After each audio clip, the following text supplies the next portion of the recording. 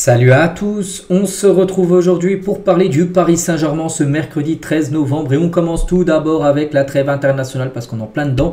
Et un petit rappel les gars de tous les joueurs du Paris Saint-Germain en sélection, je vais pas tous les citer mais on peut voir où les joueurs sont partis bien sûr pour jouer avec leur pays. Quelques photos bien sûr de certains joueurs comme nos Parisiens avec le sourire du côté de l'équipe de France avec Zaïre Emery et même Randal Kolo Muani qui pourrait peut-être jouer demain contre l'équipe de l'Israël. Désiré Doué du côté de l'équipe de France Espoir les U21. On peut voir Achraf Hakimi avec son ami Brahim Diaz du côté de la sélection marocaine pour les deux prochains matchs pour se qualifier pour la future CAN, même si le Maroc est déjà officiellement qualifié vu que c'est le pays organisateur. On peut voir également William Pacho, défenseur équatorien. Avant ces deux prochains matchs, la même chose pour Marquinhos, le défenseur du PSG. N'oubliez pas que Beraldo n'a pas été convoqué bien sûr pour cette trêve internationale du côté du Brésil.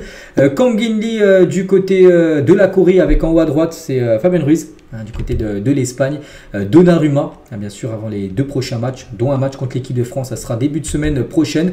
Et aujourd'hui les gars, il y a deux joueurs du PSG qui jouent, ces deux jeunes joueurs, donc Mbaye et Zagué, donc les U17 donc de Mbaye, donc il y a un Turquie-France à 13 h cet après-midi, et en U19 de Zagué, donc il y a un France-Liechtenstein à 20 h 30 ce soir. Donc voilà, on souhaite une bonne chance bien sûr aux deux Parisiens, on parlera de leur performance demain comme on fera avec aussi tous les autres joueurs du PSG là qui joueront dans les prochains jours. On revient nous maintenant sur l'équipe, le programme bien sûr du PSG. Donc aujourd'hui on est le 13, donc là maintenant on est à J-9 du prochain match. On est le 13, c'est le 22, voilà, ce sera un vendredi soir. Cette rencontre au Parc des Princes contre l'équipe de Toulouse. Puis après le mardi, tiens dans 2 semaines jour pour jour, on sera mercredi. Et on fera le débrief du match contre le Bayern en espérant un bon résultat. Parce que je dis, ce match sera très important. On va parler d'un match qui aurait dû avoir lieu début de saison. Il devait se jouer, c'était je sais plus en Thaïlande, sur le continent asiatique, du coup il ne s'est pas joué. C'est le trophée des champions. Et bon, il va bien se jouer ce match, mais ça ne sera pas sur le continent asiatique. Et on sait où peut-être pourrait se jouer le trophée des champions opposant le PSG à Monaco. Donc le vainqueur de la Ligue 1 contre le vainqueur de la Coupe de France. Mais vu que c'est le PSG qui a gagné les deux trucs, donc du coup c'est le premier de la Ligue 1 contre le deuxième de la Ligue 1 saison dernière. Donc PSG Monaco. Donc ça devrait se jouer au Qatar à Doha. Et ça pourrait se jouer début janvier. On ne connaît pas encore la date fixe, mais voilà, d'après ce qui se dit, ça devrait être par là. Donc après, c'est pas encore signé, mais c'est pas encore signé. Les discussions sont en cours. C'est la piste de la dernière option, voilà, se tenir à Doha. Après, n'oubliez pas qu'en janvier, il y a également un PSG Monaco prévu. Donc le match entre le PSG et Monaco prévu le 5 janvier devrait être avancé au 18 décembre parce qu'il y a un match de championnat entre Paris et Monaco le 5. Et du coup, voilà, ce match de championnat devrait être avancé au 18 décembre pour que ce match du Trophée des Champions se joue. Voilà, peut-être le 5 janvier. Voilà, vous avez tout dit. Enfin, vous avez tout là sur cette info. Donc maintenant, comme j'ai dit, il faut encore que ça soit signé pour que ça soit officiel. On va parler de la source parisienne qui envoie une grosse info concernant l'ancien coach des U19, Zoumana Camara. Et info la source après une belle et longue carrière en tant que joueur et coach, donc le PSG, Inter et d'autres clubs. Donc Zoumana Camara va relever un nouveau challenge. Il va désormais livrer son expertise en tant que consultant DAZN avec une grande première prévue lors du match entre le PSG et Toulouse. Comme j'ai dit, là, ce match qui aura lieu dans 9 jours. Dans un premier temps, souhaitons-lui le meilleur dans cette aventure. Voilà, lui qui est encore entraîneur de l'équipe U19. Donc depuis l'été dernier, on sait qu'il voulait prendre une autre équipe. Il n'a pas trouvé d'autres équipes à entraîner. Donc là, pour l'instant, il va être maintenant consultant sur la chaîne DAZN. Je lui souhaite bonne chance dans sa carrière de consultant avant, on pense, de reprendre bien sûr une équipe en tant que coach. Le Paris Saint-Germain serait très attentif à la situation d'Ederson, joueur brésilien de l'Atalanta Bergame, un très bon joueur ce joueur, et sera en concurrence avec la Juventus Turin, Manchester City et vraisemblablement un retour aussi de Liverpool qui serait aussi intéressé. Donc voilà, le PSG s'intéresse au joueur Ederson. Nuno Mendes sur son positionnement de défenseur central gauche en sélection en conférence de presse. Donc hier il est en conférence avant le prochain match là, du Portugal pendant cette trêve. Il a dit en termes de polyvalence, c'est une valeur ajoutée pour moi et pour l'équipe. Il faut savoir jouer à différentes positions. Je suis content évidemment parce que de base au PSG joue défenseur gauche, mais du côté du Portugal des fois il joue défenseur central côté gauche. Voilà, donc c'est une nouvelle position. Il dit que c'est mieux pour lui, comme ça il est polyvalent, c'est-à-dire il peut occuper encore un poste en plus. Nuno Mendes, Il a également dit: je peux parler pour moi, je suis très fier de représenter le Portugal.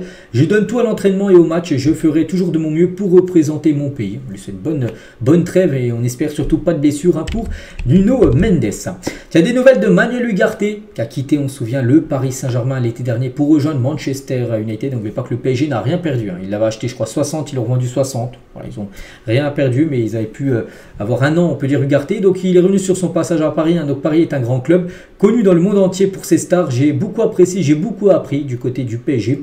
Vous vous entraînez avec les meilleurs, marqué Kylian t'aide beaucoup. Il a été formidable, très humble. Je suis reconnaissant de cette expérience. Paris est une équipe qui gagne. C'est aussi la mentalité au Sporting, évidemment, à Manchester United. Les supporters et le club exigent des trophées et c'est très bien. Voilà ce qu'il a pu dire Manuel Ugarte. Donc, vraiment, il retient que du positif du côté du PSG. Et je trouve toujours ça dommage, comme à Paris, voilà, de l'avoir laissé partir, parce qu'on se souvient quand il est arrivé l'été 2023, les premiers matchs avaient été énormes. Et au fil des rencontres, au fil des semaines, au fil des mois, il a commencé à perdre sa place jusqu'à ne plus du tout jouer quand même en fin de saison dernière. Et du coup, logiquement, bien sûr, il a voulu quitter Paris pour avoir du temps de jeu. Bon, à Manchester, c'est aussi un peu compliqué. À Manchester, il ne joue pas non plus tous les matchs. On va parler de Bradley Barcola et on peut voir, d'après un site anglais, que sa valeur marchande a augmenté. Donc le 1er juillet dernier, d'après Transfermarkt, il est évalué à 53 millions de dollars, ce qui fait à peu près 50 millions d'euros. Voilà. Donc actuellement, il est évalué à 69 millions de dollars. Donc en gros, il aurait pris 16 millions de dollars en valeur marchande depuis juillet dernier. Pourquoi il a pris autant? Parce que c'est pas mal de prendre 16 millions de dollars en l'espace de quelques mois, parce que maintenant, il marque des buts. Et quand tu marques des buts, tu es décisif dans le football. Et ben voilà, ta valeur marchande augmente. Et ça, regardez, si on regarde la valeur marchande de Barcola depuis septembre 2022, où ça a été la première fois où on entendait son nom, on peut dire, quand il était à Lyon, il coûtait à peu près 2 millions. Donc il est passé à 7, 18, après il était à 35, 30, 40, 50, 65 maintenant, du côté du PSG en octobre 2024. Et ça se peut que s'il continue bien sûr à marquer, si il est présent dans les grands matchs de Coupe d'Europe, bon pas trop là, en ce début de saison c'est un peu compliqué en Ligue des Champions, mais s'il est là dans les prochains matchs, et ben sa valeur marchande fera que d'augmenter. Il pourrait atteindre les 100 millions dans le futur. De toute façon, le PSG, s'il venait à le vendre, il ferait une plus-value sur Barcola, mais c'est pas le projet du club. C'est bien sûr de le conserver le plus longtemps possible. Et tiens, en parlant de Barcola, si on voit le top 10 des meilleurs buteurs des championnats dans les 10 plus gros championnats européens, si on prend les 5 gros, plus on rajoute championnat portugais, néerlandais, ou même belge ou turc, tout ça, et on va voir que Barcola est parmi les meilleurs avec 10 buts inscrits en Ligue 1, c'est le meilleur buteur de Ligue 1, donc il est au même niveau que les autres buteurs comme Batrakov, qui est le meilleur buteur du côté du championnat russe, du côté du Lokomotiv Moscou, Retegui, meilleur buteur du côté de la Serie A, il a 11 buts, donc voilà, donc lui il a 10 buts. Voilà, Gyökeres était un joueur ciblé par le PSG, lui déjà 16 buts inscrits du côté du championnat portugais. Pierre Mouguengue a déjà inscrit 10 buts avec l'équipe U17 du PSG, qui en parlait de Barcola avec ses 10 buts. Donc il y a un joueur U17 du PSG qui a déjà marqué pas mal de buts, 10 buts. Concernant les numéros 9, nos équipes jeunes sont redoutables, c'est vrai. C'est vrai qu'il y a pas mal de grands noms en numéro 9. Maintenant on espère les voir un jour évoluer en équipe première. On va parler des voisins du Paris FC, parce que c'est quasiment fait, on peut dire, le rachat du Paris FC par la famille Arnaud. Pourquoi on parle de cette équipe? Parce que voilà, ça va peut-être ramener un derby l'année prochaine, peut-être dans 2 ans, pour le PSG, de jeu contre le Paris FC. Donc il ne reste que la signature définitive pour conclure ce deal historique. Donc c'est fait à 99,9% le rachat du Paris FC. Donc le club se donne 2 saisons pour monter en Ligue 1. On leur souhaite bonne chance, actuellement ils sont premiers de Ligue 2. Donc voilà, les futurs propriétaires vont déjà louer un budget de 30 millions d'euros. Là déjà cet hiver, ils vont investir 30 millions d'euros sur le mercato. C'est énorme pour une équipe de Ligue 2, 30 millions. C'est énorme. Et après, il se fixe, comme j'ai dit, 2 ans pour monter en Ligue 1. Et après, il y aura un derby à Paris, le Paris Saint-Germain contre le Paris FC. Ce serait bien sûr une très belle rencontre. Et surtout, si le Paris FC va jouer du côté du stade Jean-Bouin, je crois que c'est le stade juste à côté du Parc des Princes. Ce sera un derby où les 2 stades sont quasiment collés. Et on finit les gars cet épisode aujourd'hui. On revient sur les stats de Neymar lors de sa première saison au Paris Saint-Germain. Un petit rappel, il avait été exceptionnel. Le PSG avait eu un maillot jaune à l'extérieur. C'était juste par rapport, vu que Neymar est arrivé, le PSG avait pris cette couleur jaune par rapport à la couleur du Brésil.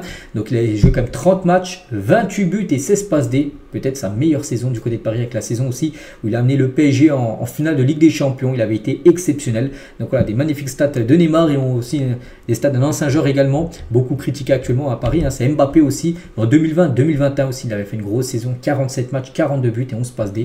Donc voilà, ça en 2 joueurs qui auront marqué chacun par leur époque, hein. L'histoire du Paris Saint-Germain. Donc voilà les gars ce qu'il y avait à dire aujourd'hui. J'espère que ça vous a plu. On se retrouve nous demain les gars. Même s'il n'y a pas de match demain par exemple, il y a des joueurs du PSG qui joueront peut-être Barcola, tout ça, Dembélé ou même Colomoni pourrait jouer demain contre Israël en Ligue des Nations. Et je vous souhaite une très bonne journée et à demain.